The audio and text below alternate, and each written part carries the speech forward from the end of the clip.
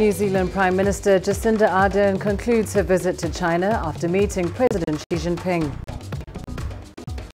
Cholera cases continue to rise in Mozambique as international aid continues to pour into the country. And what next for the United Kingdom? The Brexit agreement proves elusive yet again. Hello and a very warm welcome to Africa Live on CGTN. I'm Lindy Mtongana in Nairobi. Also coming up this hour. In business, Uganda's central bank maintains interest rates at 10% to stimulate growth and manage inflation.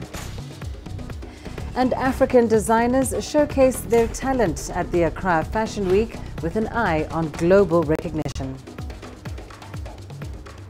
Well, we start the hour in Beijing, where New Zealand Prime Minister Jacinda Ardern has wrapped up her visit to China. This after meeting with President Xi Jinping. The two sides have agreed to continuously enrich ties. CGTN's Daniel Plafka has the story. A trip that could have been cancelled. The massacre of 50 Muslims in 2 New Zealand mosques happened only 2 weeks ago, but Ardern still made her planned visit to Beijing. She said it was to underline the importance that her country places on its relationship with China. It's a sentiment echoed by President Xi. He expressed his condolences for the Christchurch shootings first, and said that Ardern's presence in Beijing was a reflection of the importance placed by her government on China-New Zealand ties. President Xi described New Zealand as a sincere friend and cooperation partner. But the partnership has seen challenges, the most recent being Wellington's decision to block Huawei from helping build the country's 5G network. President Xi said New Zealand needs to provide a fair, just, and unbiased business environment for Chinese firms. He called on the two countries to further deepen mutual understanding and trust, while respecting one another's interests and concerns.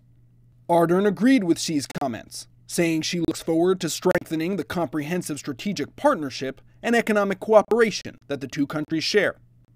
Trade cooperation also topped the meeting between Ardern and Premier Li Keqiang. The Chinese premier reiterated Beijing's demand for a fair and transparent investment environment. But while the two leaders' meeting was short, it was also productive.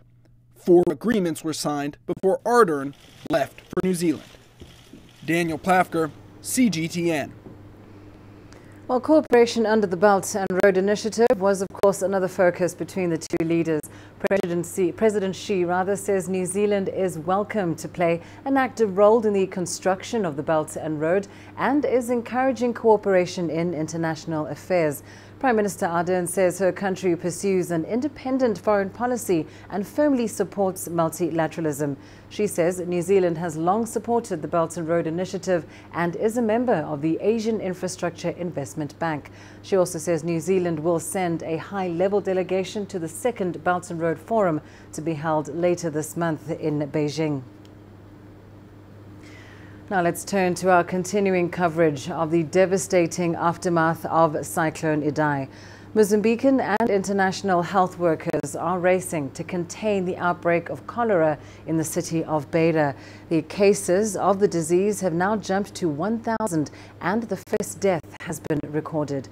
Workers have restored tap water to parts of the city of 500,000 people, although large areas still do not have access to clean water. More than 2 weeks after Cyclone Idai hit Beira and swept across central Mozambique,